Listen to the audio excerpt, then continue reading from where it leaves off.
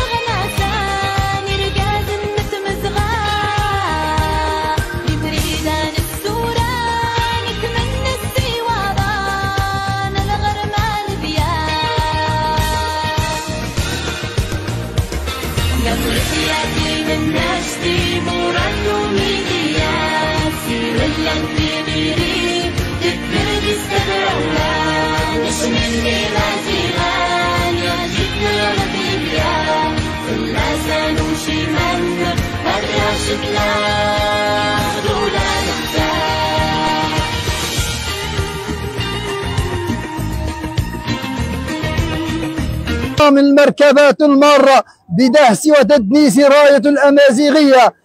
عيدنا تستمعي مزيغا ليبيا ميت اللام تكمل ستينيري ان ادرار انت مراوين النغ دي ليبيا كل تلمير لكن اسونش ندهس الميدان خفور الميدان الشهداء دي تام قرن طرابلس العاصمه طرابلس نملاي مزيغ كل التظاهر مقالط ضد حادثه تدنيس رمز الهويه مازيغ لينيت اشنيه لنا تظاهر تدرس تدفر جودا المواقف بعد الحادث. طبعا يقول الاعتصام التظاهر ضد مراوين درار دي تامور دي طرابلس.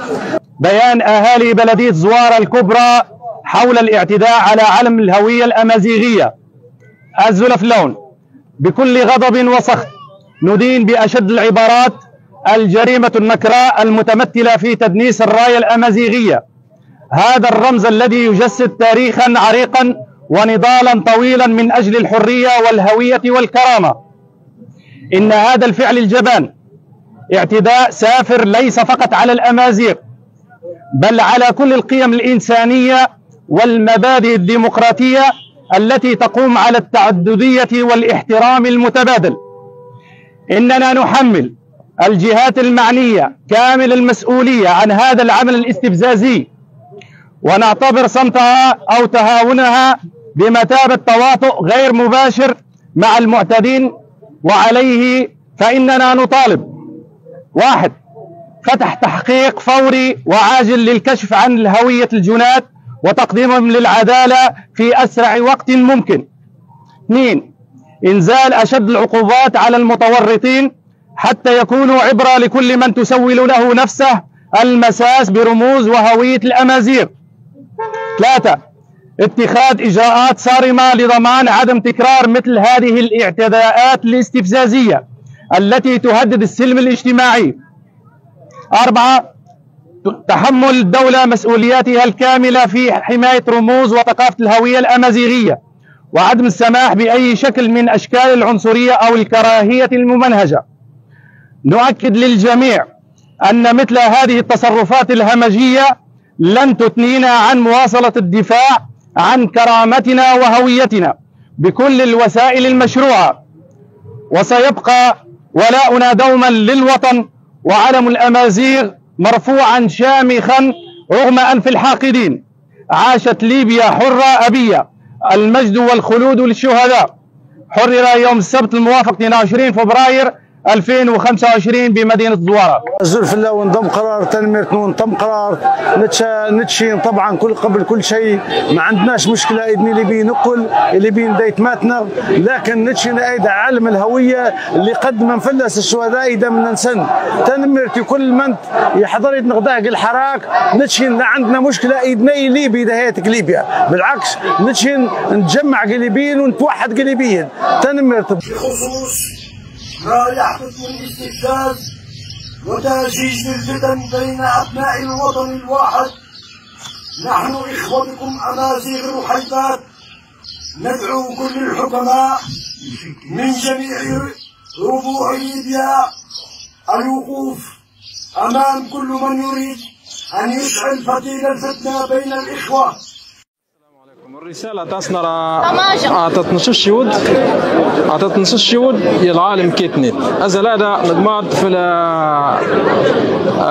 تودها سوايقا العالمنا نشاك ولن نضمات في الاستنكار نت ورنا رادي لسه كرر الرضوان هذا في الوقت الذي أثار فيه أمازيغ ليبيا وترفعوا عن المكاسب السلطوية في سبيل استقرار وسلامة ووحدة الأراضي الوطن وتضحياتهم عبر التاريخ في سبيل الوطن، في الوقت نفسه تنتشر مقاطع مصورة لمجموعة تابعة لمؤسسة حكومية كان من واجبها حماية سلامة الوطن ومقدساته وأمنه القومي وسلمه الأهلي. جزوله في اللون تكملم يمازيغ نقول مانيت الليم يطمورها كول المطالب لنا غاشين نختان كان نلاقي الدستور الحق لنا الشرعي فنشي المفروض نشي نطالب نشي نهنوي يجب ان نشي يمازيغ نقول انت وحد باش نهنوي الحق لنا لان نشي غاد نطالب معنا نشي صاحب حق مش لازم كان هتويك لازم فرض غيماني لان قعدت تهنيت النو نجد ماجي السكان الاصليين لليبيا تهنيت نجديد جنسا لليبيين اللي دهنيت قعدت تهنيت نلول ده نمود دهنيت. بسم الله الرحمن الرحيم. بيان اهالي واعيان ونشطاء ومؤسسات المجتمع المدني ببلديه يفرن. نحن اهالي واعيان ومؤسسات المجتمع المدني ببلديه يفرن يدينا ما قام به مجموعه ممن يتبعون جهاز الامن العام التابع لوزاره الداخليه وبعض المواطنين بتدنيس رايه الهويه الثقافية الليبية راية الأمازيغ في أحد الفيديوهات المتداولة في صفحات التواصل الاجتماعي بأحد أحياء مدينة طرابلس، ويعد اعتداء على التعايش السلمي بين الليبيين. كما ندين بشدة هذا العمل المشين الذي يستهدف طمس هوية ونشر الكراهية وإثارة للفتن بين الليبيين.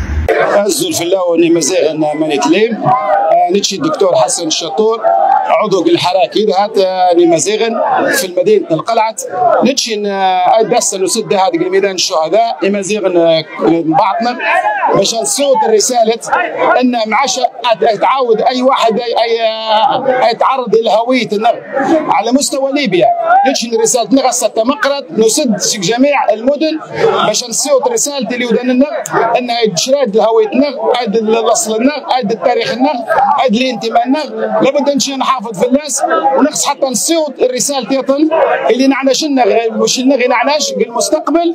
بيان المجلس البلدي القلعة بشان الاعتداء السافر على علم الهوية الأمازيغية في تصرف مشين يعكس عقليات بائدة وأفكار متخلفة. شاهدنا اعتداء جبانا على علم الهوية الأمازيغية في خطوة استفزازية تمثل اعتداء صارخا على مكون أساسي من مكونات وطننا وهويتنا. إن هذا الفعل الجبان ليس مجرد استهداف لراية بل هو محاولة مفتوحة لضرب القيم وإدارة الفتن بين أبناء الوطن الواحد في ظل التصعيد الخطير الذي شهدته طرابلس من أفراد يتبعون وزارة الداخلية وبلباسهم الرسمي وسيارة تابعة للأمن العام من إهانة متعمدة للعلم الأمازيغي الذي يمثل هوية الأمازيغ وفي محاولة بائسة لترهيب الأمازيغ وإدلالهم. فإننا أبناء الأمازيغ بمدينة جادو التي دفع أبنائها دماء غالية من أجل أن تكون ليبيا للجميع وبالجميع وتنبذ العنصرية والتطرف والتفرقة بين مكونات الشعب الليبي. نعتبر هذا الفعل جريمة عنصرية مقتبلة الأركان تستوجب محاسبة صارمة وليس مجرد استنكار أو اعتداء شكلي. إن دهش العلم الأمازيغي ليس مجرد تصرف فردي بل عمل ممنهج يعكس ذهنية الإقصاء والتطهير العرقي الذي تمارسه بعض الجهات النافذة في الدولة ضد الأمازيغ، متجاهلة حقيقة أن الأمازيغ كانوا ولا زالوا أصحاب هذه الأرض وجزء أصيل من ليبيا لا يمكن محوهم أو تهميشهم. وبناء عليه فإننا نؤكد على الآتي: 1. تحميل وزارة الداخلية ورئاسة الوزراء المسؤولية الكاملة عن هذا العمل العنصري وإقالة ومحاسبة كل المتورطين، وإذا لم يحدث ذلك فإننا لدينا خيارات نستطيع تنفيذها. 2. الاعتذار الرسمي والعلني من أعلى سلطة في وزارة الداخلية يتضمن التزاما واضحا بعدم تكرار مثل هذه الممارسات. 3. التحذير بشدة من مغبة السكوت على هذا الفعل الجبان.